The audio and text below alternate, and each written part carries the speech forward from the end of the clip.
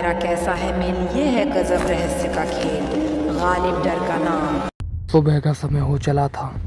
तंत्रपुर में वही रोज रोज एक न एक घर में त्राही त्राही सभी गांव वाले एक सर्कल बनाकर खड़े थे। सभी लोग डरे हुए थे, जैसे कि उनके सामने कुछ भयानक चीज़ पड़ी है। तभी गांव वाले हल्के हल्के कर हटने लगते हैं, जैसे वह किसी के लिए जगह दे रहे हैं। तभी एक गांव वाला बोलता है, अरे हटो हटो, जगह दो, मुखिया जी आए हैं। एक आदमी जो लगभग 6 फुट का होगा, उसकी लंबी लंबी दाढ़ी और मूछें जो बिल्कुल सफ़ेद पड़ चुकी थी।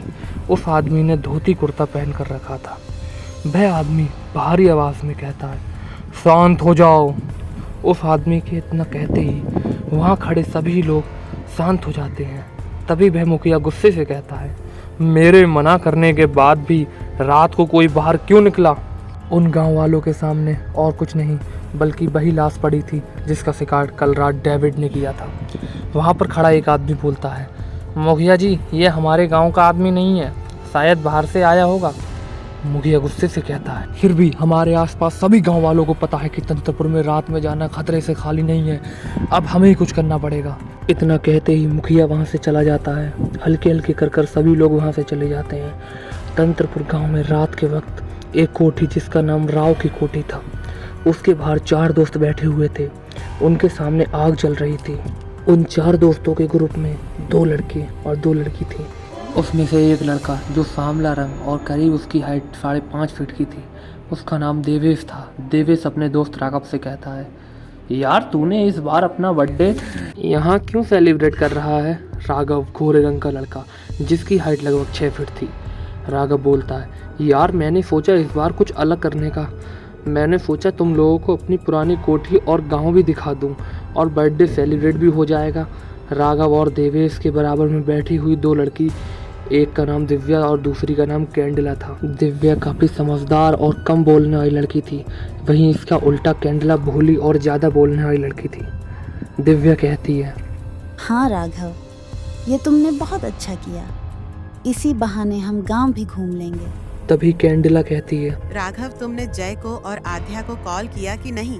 वह कहाँ तक पहुँचे? इतनी रात हो गई है। राघव परेशान होते हुए कहता है, हाँ यार किया तो था, लेकिन उनका फ़ोन नेटवर्क कवरेज क्षेत्र से बाहर बता रहा है। वह चारों लोग आपस में बात कर ही रहे होते हैं। तभी एक हल्की और धीमी आवाज़ आती है, मालिक आप लोग अब अंदर चलें, मालकिन बुला रही हैं।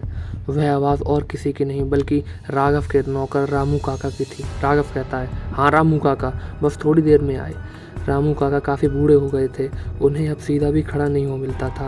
वह अपने कंधे झुकाकर चलते थे। रामू काका उन चारों की तरफ आते हुए कहते हैं, नहीं छोटे मालिक, समय देखो 12 बज गए हैं और 12 बजे बाहर निकलना खतरे से खाली नहीं, वरना वह आ जाएगा। राघव कहता है, रामू काका बस मेरे दोस्त आने वाले ही होंगे, हम उन्हें लेकर अंदर आते हैं ना। जैसे ही ये बात रामू काका सुनते हैं, वह डरते हुए कहते हैं, यह क्या कह रहे हैं छोटे मालिक, आपके दोस्त इतनी रात को यहाँ क्या करने आ रहे हैं? उन्हें सुबह ही क्यों नहीं बुला लिया? दिव्या कहती है, काका जी वह आ तो शाम को ही जाते, लेकिन उनकी ट्रेन लेट हो गई, इसलिए टाइम लग गया। रामू काका कहते हैं, शायद अब वह यहाँ भी ना आ पाए। रामू काका की यह बात सुनते ही सभी लोग चौंक जाते हैं। रामू काका कहते हैं, क्या तुम्हें उस जाहिल गालिब के बारे में नहीं पता? दिव्या कहती है, गालिब ये कौन है? इधर तंत्रपुर स्टेशन पर एक ट्रेन आकर रुकती है। उस ट्रेन से एक लड़का और एक लड़की उतरते हैं। वह लड़का और लड़की और कोई नहीं बल्कि जय और आद्या थे। जय लंबा चौड़ा हट्टा कट्टा था, वहीं दिव्या बहुत खूबसूरत लड़की थी। जय आद्या से कहता है, यार आद्या, इतनी रात को गांव जाने की कोई सवारी मिलेगी या नहीं? आद्या कहती है, यार मुझे तो नहीं लगता कि कोई सवारी मिलेगी, और ना ही फोन में नेटवर्क है जो राघव को कॉल कर दूं। वह दोनों आपस में बात कर ही रहे होते हैं। तभी उनके सामने एक गाड़ी रुकती है। गाड़ी का शीशा जैसे ही नीचे होता है, ड्राइवर सीट पर बैठा हुआ आदमी कहता है, तुम लोग तंत्रपुर जाओगे क्या? इतना सुनते ही जय और आद्या गाड़ी के पास जाकर कहते हैं, हाँ हमें तंत्रपुर ही जाना है। वह ड्राइवर कहता है, अरे तो आओ, मैं तुम्हें छोड़ देता हूँ। इतना सुनते ही जय और आद्या गाड़ी में बैठ जाते हैं। जय और आद्या पीछे बैठे हुए थे। ड्राइवर गाड़ी चला रहा था। जय ड्राइवर से कहता है, वैसे आपका क्या नाम है? जय की बात सुनते ही ड्राइवर कातिल मुस्कान देते हुए कहता है, मेरा नाम डेविड है। अब क्या होगा जय और आद्या के साथ? क्या डेविड जय और आद्या को ही मार देगा? और कौन है ये गालिब? क्या है इसका रहस्य? जानने के लिए देखिए गालिब पार्ट 3।